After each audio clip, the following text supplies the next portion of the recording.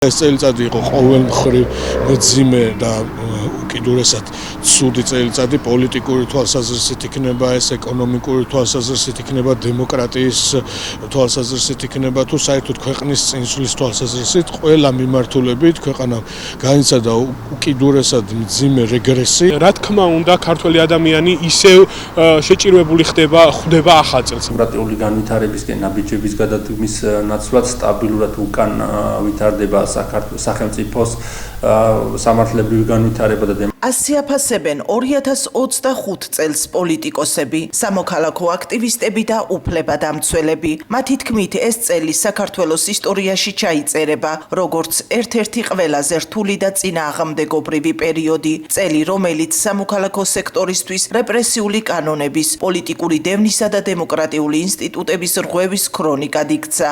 წლის განმავლობაში მიღებულმა საკანონმდებლო პაკეტებმა, რომლებსაც უფლებადამცველები რეპრესიულს უწოდებენ, ფუნდამენტურად შეცვალა ქვეყნის პოლიტიკური ლანდშაფტი. გამომდინარე იქიდან, რომ თუნდაც 2024 წლის მოვლენებთან დაკავშირებული ჩადენილი დანაშაულები, რომლებიც ეგრეთ წოდებული სამართალდამცველების მხრიდან იქნა ჩადენილი, არ იქნა ეფექტურად გამოძიებული და დღემდე ეს საქმეები თაროებზე არის შემოდებული.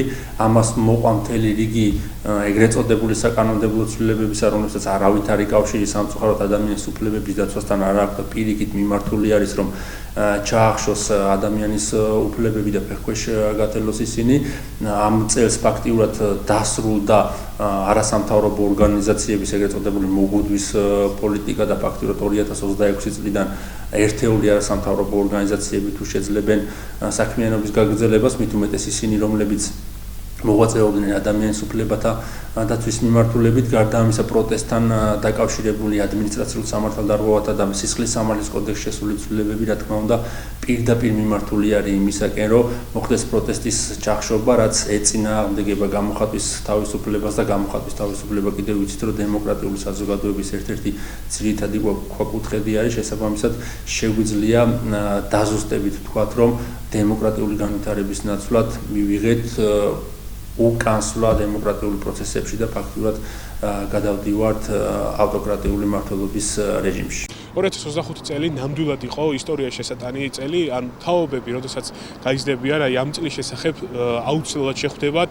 სასწავლო ლიტერატურაში, თუ როგორ ნაბიჯ მყარდებოდა 2025 წელს დიქტატურა, როგორ ირღვეოდა ადამიანის უფლებები. ჩვენ ვიცით, რომ 2025 წელს დღევანდელმა მმართველობამ მიიღო არაერთი მავნებლური კანონი, რაც ადამიანების ასე ფინანსურად თუ ფსიქიკურად თუ ფიზიკურად დაზარალება გამოიწვია. ადამიანებს ეკრძალებათ, რომ გამოხატონ პროტესტი, რაც კონსტიტუციით არის მინიჭებული საქართველოს კონსტიტუციის მიხედვით.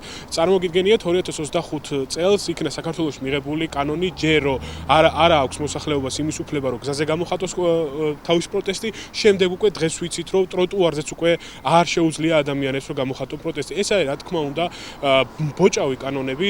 2025 წელს მოხდა უპრეცედენტო შემთხვევა საქართველოში და არა მარტო საქართველოში, რომ მთავრობამ საკუთარი მოსახლეობა მოწამლა დარბევების დროს და გამოიყენა მომწავლელი ნივთიერება.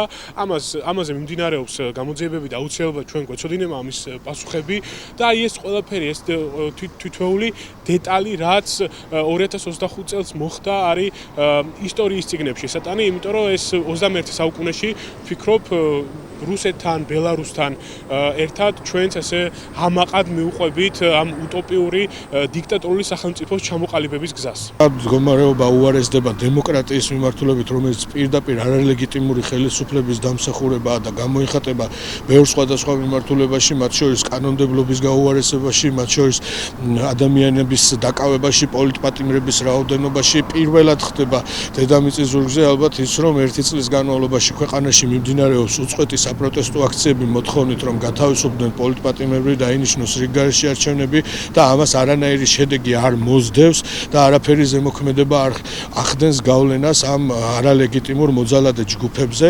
ჩვენ ვხედავთ, რომ ქვეყანა პრინციპში სანქციების წინაშე არსებობს, მისი ხელისუფლების სითქოს და ხელისუფლების წარმომადგენლები არიან დასანქცირებულები. ამას ემატება ის, რომ ველოდებით ყოველდღიურად როგორ შეიძლება ჩაიკეტოს საუკუნეების ნაოცნებარი ევროპასთან ასოცირების გზა და ველოდებით იმას, რომ ეს კიდევ უფრო უარესად დაამძიმებს ამ ქვეყნის პერსპექტივებსა და მომავალს. 2025 წელი შეაფასეს ქართულ ოცნებაშიც. მშვიდობის შენარჩუნება, ეს არის მათი ძირითადი მესიჯი. ხელისუფლების შეფასებით 2025 წელი იყო არა უკან გადადგმული ნაბიჯი, არამედ თვითმყოფადობის დაცვისა და სტაბილურობის წელი. ისინი საერთაშორისო კრიტიკას ხშირად უსამართლოს ან დეზინფორმაციაზე დაფუძნებულს უწოდებენ. ესე ვიტყვით, ყველაზე მნიშვნელოვანი ამ 2025 წლის განმავლობაში ისევ ის გამოწვევა ჩვენი ქვეყნის წინაშე, რომელსაც დგას ჩვენი ქვეყანა, ჩვენი ქვეყნის თითოეული მაცხოვრებელი, ხელისუფლებაც, ჩვეულებრივი მოქალაქეების მთავარი იყო და არის ეხლაც, რომ მშვიდობა და განვითარება გავაგრძელოთ და კეთილდღეობა. ბევრი არაკეთილი მოსურნე ქვეყნის გარედან, ქვეყნის შიგნიდანაც დაინტერესებული იყო და ეხლაც არის, რომ რაღაც ვიღაცების ჯგუფების პოლიტიკური მიზნებისთვის ჩვენ ქვეყანაში ყოფილიყო ის კატაკლიზმები, რაც შეუქცევად პროცესს გამოიწვევდა და ჩვენს სახელმწიფოებრიობას ძალიან დიდ საფრთხეს შეუქმნიდა. ამიტომ მადლობა ცენტრალურ ხელისუფლებას, მადლობა თითოეულ ადამიანს, ვინც ჩართული იყო, რომ ასეთი ზეწოლების მიუხედავად ქვეყანას შეუნარჩუნეს მშვიდობა, რაც კეთილდღეობის და განვითარების უპირველესი საწინდარია.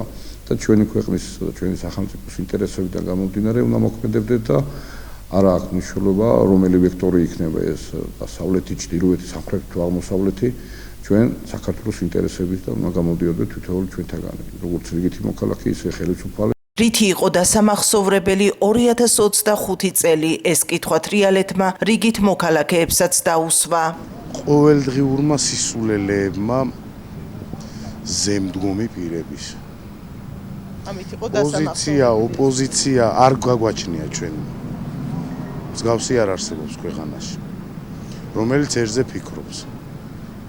ადამიანი მსგავსი არ მინახავს. უკვე ახლა არა. შევარდნაძის დროსაც კი არ მინახავს ის, რაც დღეს ხდება. ბოლო 20 წელი, 22. ჯერ პირველ რიგში ვისურვებდი მშვიდობას, ხალხის კარგად ყოფნას და ხალხს რაც უნდა ისასრულებოდეთ, ისეთი ცხოვრება მოგხსნოდეს. რა უნდა ხალხს ყველაზე მეტად? მშვიდობა და ნორმალური ცხოვრება. რა ვიცი. არც ძალიან კარგი, არც ძალიან ცუდი, საშუალოდ. მე მინდა რომ მშვიდობა იყოს ქვეყანაზე და ხალხი კარგად აგრძნოდნენ თავს და ერთმანეთი უყვარდეთ ხალხსა. და ეს სიძულვილი და ისა არ იყოს. ჩვენა ვინ არას ვაკითხავთ, არავინ არაფერს არ ვაკითხავთ ჩვენ. ხალხი არავინ არ ფიქრობს, არავინ არც წარსული მთავრობა და არც ახალი და არც მომავალი არ იფიქრებს ჩვენს. არავინ არ იფიქრებს, რომ ხალხი არავინ, ყველა თავის თავზე ფიქრობს. ხალხისთვის არავინ არ აზრუნავს, არა. არც არავინ ყოფილი, არც არავინ. თავანთი ჯიბეებისთვის აბზურენო, ხალხისთვის არავინ არ აფიქრებს. რო აფიქრეთ, ამოდენა, გუშინ რო ტელევიზორში რო უთხარი, ამოდენა ახალგაზრდობა რო ჩახოცეს ლამისა და დავალწყმებ. აბარა ფიქრობენ ხალხის არ. ასეთი იყო 2025 წლის შეჯამება. უფლებადამცველები და პოლიტიკოსები თანხმდებიან ერთზე. მომავალი წელი გადამწყვეტი იქნება იმისთვის, შეძლებს თუ არა საქართველოს დემოკრატიულ რელსებზე დაბრუნებას.